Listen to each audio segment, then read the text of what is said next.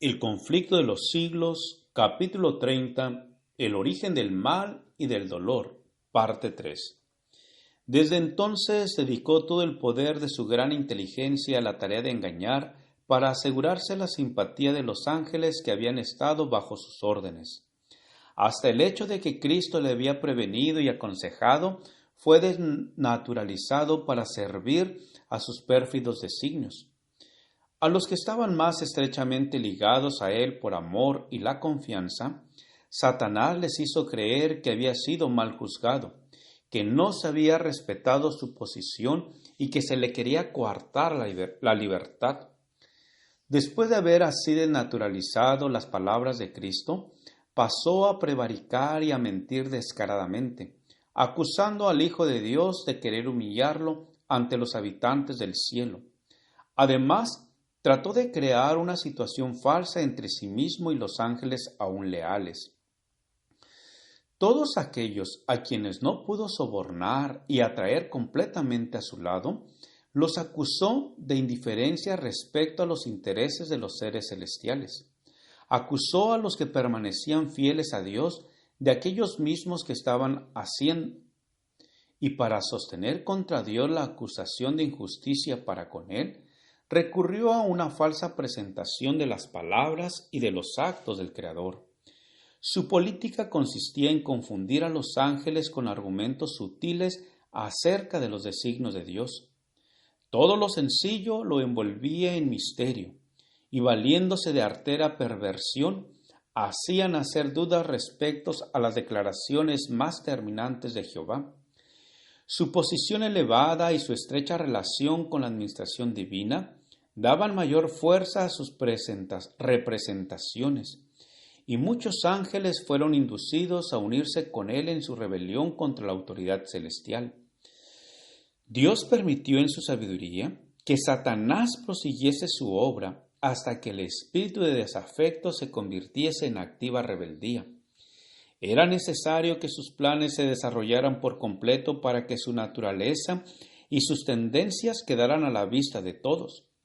Lucifer, como querubín ungido, había sido grandemente exaltado. Era muy amado de los seres celestiales y ejercía poderosa influencia sobre ellos.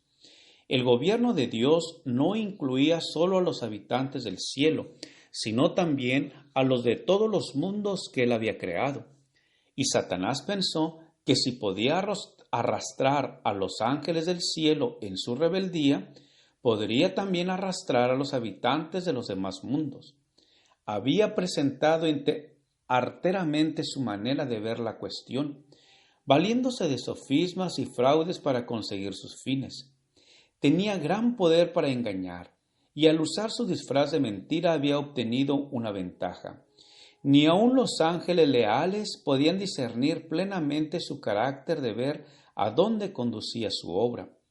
Satanás había sido tan altamente honrado, y todos sus actos estaban revestidos de misterio, que era difícil revelar a los ángeles la verdadera naturaleza de su obra. Antes de su completo desarrollo, el pecado no podía aparecer como el mal que era en realidad. Hasta entonces no había existido en el universo de Dios, y los seres santos no tenían idea de su naturaleza y malignidad. No podían ni entrever las terribles consecuencias que resultarían de poner a un lado la ley de Dios. Al principio, Satanás había ocultado su obra bajo una astuta profesión de lealtad para con Dios. Aseveraba que se desvelaba por honrar a Dios, afianzar su gobierno y asegurar el bien de todos los habitantes del cielo. Mientras difundía el descontento entre los ángeles que estaban bajo sus órdenes, aparentaba hacer cuanto le era posible porque desapareciera ese mismo descontento. Sostenía que los caminos que reclamaban el orden y en las leyes del gobierno de Dios eran necesarios para conservar la armonía en el cielo. En su actitud para con el pecado, Dios no podía sino obrar con justicia y verdad. Satanás podía hacer uso de armas de las cuales Dios no podía valerse, la lisonja y el engaño. Satanás había tratado de falsificar la palabra de Dios y había representado de un modo falso su plan de gobierno ante los ángeles, sosteniendo que Dios no era justo al imponer leyes y reglas a los habitantes del cielo, que al exigir de sus criaturas sumisión y obediencia, solo estaba buscando su propia gloria. Por eso, debía ser puesto de manifiesto ante los habitantes del cielo y ante los de todos los mundos que el gobierno de Dios era justo y su ley perfecta. Satanás había dado a entender que él mismo trataba de promover el bien del universo. Todos debían llegar a comprender el verdadero carácter del usurpador y el propósito que le animaba. Había que dejarle tiempo para que se diera a conocer por sus actos de maldad. Satanás achacaba a la ley y el gobierno de Dios la discordia que su propia conducta había introducido en el cielo.